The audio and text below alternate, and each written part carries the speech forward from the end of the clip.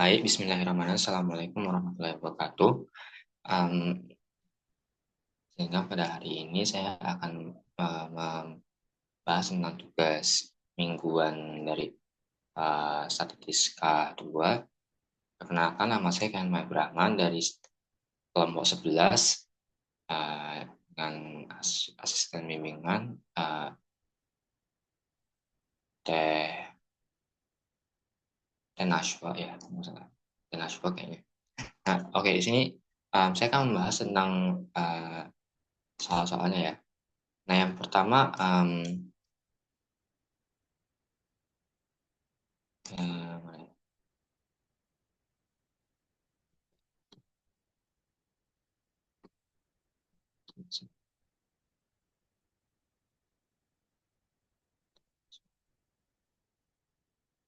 kita lanjut aja ya.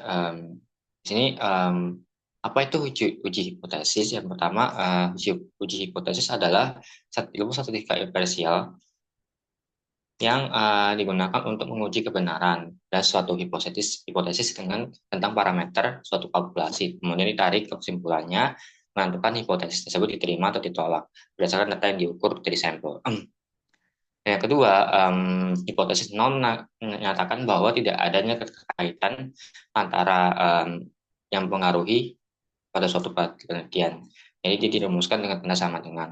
Hipotesis alternatif menyatakan ada keterkaitan antar variabel, menunjukkan ada perbedaan atau ada pengaruh terhadap suatu penelitian. Kemungkinan ada keterkaitan antara variabel, dirumuskan dengan tanda kurang dari, lebih dari, dan sama dengan. Nah, nanti dari sini ini nanti dibentuk namanya ini left tail, right tail, sama two tail. Jadi di situ. Nah, langkah-langkahnya ialah yang pertama menentukan hipotesis nol atau hipotesis alternatif. Nah, dan yang kedua tuh ialah menentukan taraf signifikansi. Nah, yang ketiga menentukan daerah kritis atau daerah penolakan terhadap nol.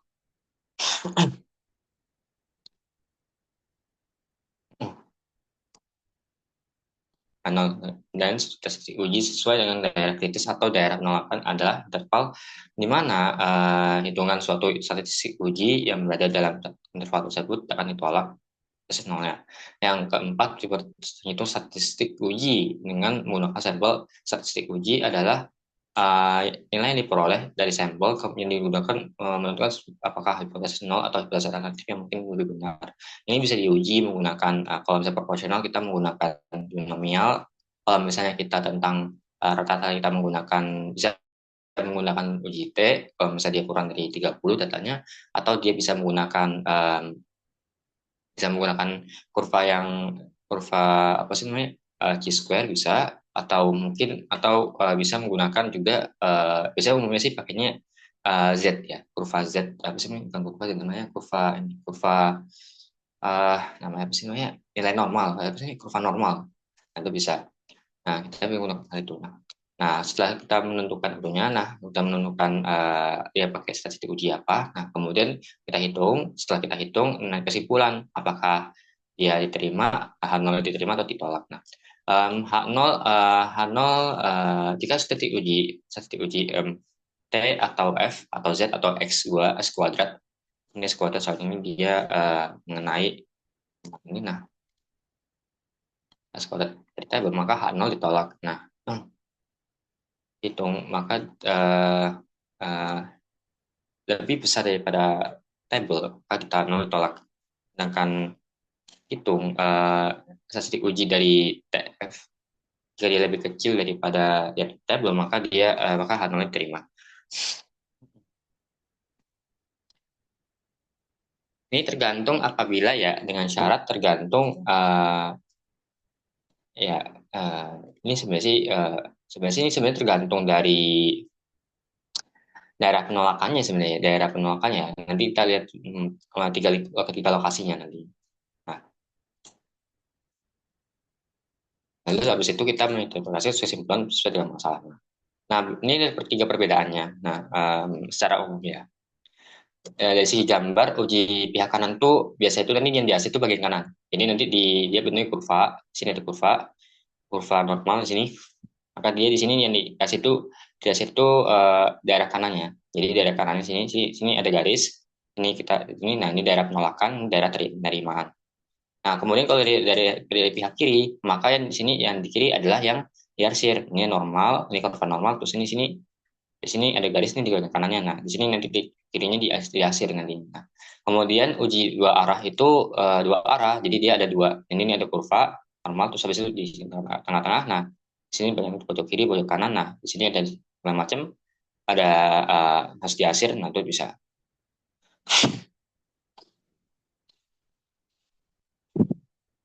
Hmm, maaf, saya lagi ada nggak enak ya sebenarnya, lagi nggak enak ini tenggorokannya. Jadi, nah, tentang aplikasi uji hipotesis ya. Nah, biasanya nanti apakah benar rata-rata kita menggunakan rata-rata ya rata-rata ini kalau saya sih senangnya main game jadi ya saya ya keseharian saya itu juga main game jadi ya tahu. Nah, ternyata ini juga lumayan juga sih, ini juga menggunakan pembuktian juga bahwasanya ya pada suatu hal misalnya apakah benar rata-rata reaksi vaporize, jadi kita demiknya kita rata-ratakan. Nah, pada reaksi impact memiliki dampak efektif terhadap kerusakan yang dihasilkan dibandingkan reaksi melt. Jadi apakah dia kerusakan dari reaksi vaporize lebih tinggi daripada reaksi melt. Nah, itu kita pakai pakai apa ya? Kalau misalnya kita ketahui rata-ratanya seberapa besar, nah itu kita lihat dulu. Berarti reaksi vaporize lebih besar daripada reaksi melt kan, demikian kan. Nah, berarti nanti mu-nya H0-nya berarti H0-nya berarti X-nya lebih besar daripada vaporize. Nah, vaporize eh lebih besar X-nya ya benar lebih besar daripada vaporize. Sedangkan vaporize X vaporize ya vaporize lebih besar daripada ini. Nah, ini reaksi mat nanti kan reaksi mat itu lawannya. Berarti dia dia lebih kurang daripada ini. Jadi dia tergantung ya dari beberapa hal itu. Nanti dia bisa hitung. Nah, ini sebenarnya berguna banget buat menghitung ini. Nah, uh, ya uh, apakah benar tinggi manusia dipengaruhi oleh tinggi matahari? Nah, jadi diukur tuh nanti rata-rata tinggi manusia nanti diukur dengan percobaan dengan ditaruh sinar matahari seperti itu. Kalau vapores ini nanti dia diukur berdasarkan ini kayaknya nggak perlu deh. Ini soalnya dua variabel nih kayaknya. Nah, ini kayaknya dua variabel. Nah, jadi nah nih dah. Jadi kalau misalnya kita jika yang dihasilkan nanti kita hitung rata-ratanya dari reaksi vapores sama melt. Nah kemudian kita asumsikan dia ini seperti apa gitu. Nah itu caranya. Jadi cara dasar itu seperti itu. Nanti di vapores itu cara-caranya nanti dirata-ratain dulu data-datanya data dari vapores ini, kemudian kita rata-ratain, kita ketemu nilai standar deviasinya. Nah setelah itu kita tentukan nih nilai tingkat signifikansi berapa. Nah itu kita bikin asumsi bahwasannya ternyata reaksi vapores itu apakah hasil vapores itu memiliki kerusakan yang dihasilkan gitu lebih efektif itu uh, X-nya lebih besar daripada reaksi vapores tersebut. Nah tuh jika ternyata rata-ratanya itu ialah saya asumsikan bahwasanya rata-rata segini ini bisa rata-ratanya ialah bisa 20. Saya mengasumsikan misalnya vapores itu menghasilkan damage sekitar 210 ribu. Nah, 210 ribu. Sedangkan kalau misalnya saya asumsikan misalnya dengan asumsikan 240 ribu. Nah, seberapa besar nih tingkat keyakinannya nih? Kita perlu tingkat keyakinannya habis itu kita hitung gitu. Itu bisa disasumsikan seperti itu.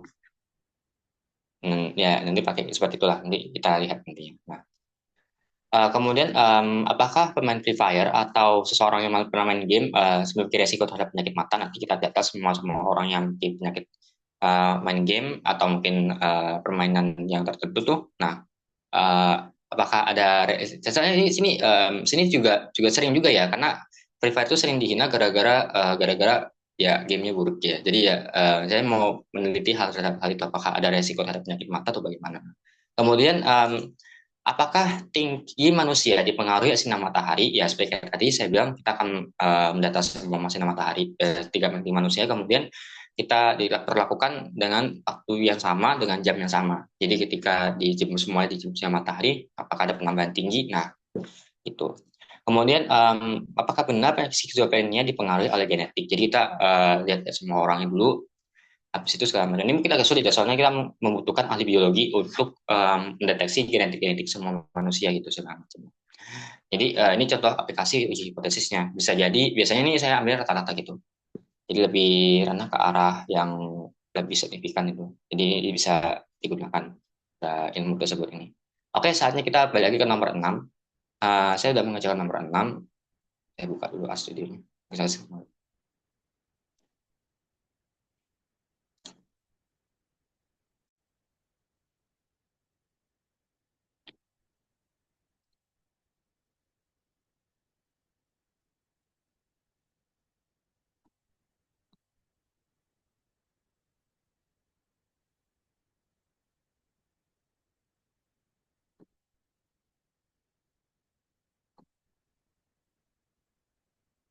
Bentar ya, kasih klik ya. Nah, dah. Nah, ini untuk nomor 6. Oke, namanya untuk nomor 6.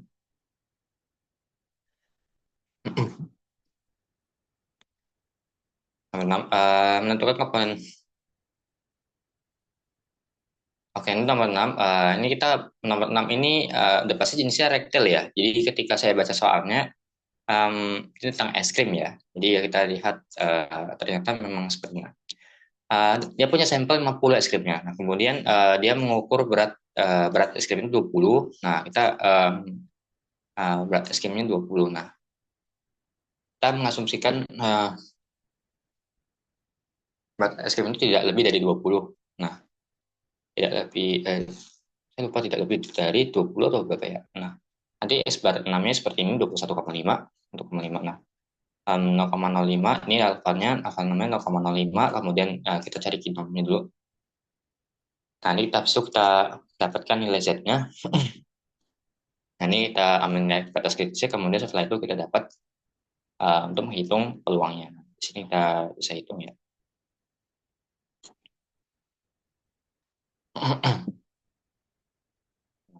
Nah, kita dapat menghitung batas kritis ini sebenarnya ini ya, sebentar ya. Nah, dia itu dapat nilai Z-nya adalah 1,64, kemudian ada nilai S kritikalnya adalah 20,34. Kemudian ada ini beta nih. Nah, ini beta nih peluangnya. Peluangnya itu hanya 2,87. Ya, ini kayaknya ada pangkat minus 8. Minus 8 nih kayaknya.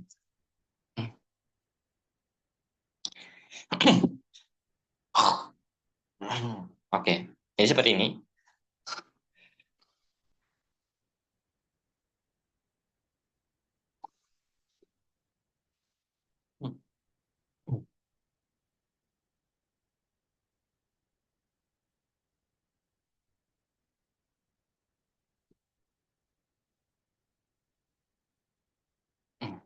Oke, jadi seperti ini ya hasilnya ya. Jadi ya peluangnya hanya 2,8780. Baik, sekian dari presentasi saya. Kurang lebih mohon maaf. Assalamualaikum warahmatullahi wabarakatuh.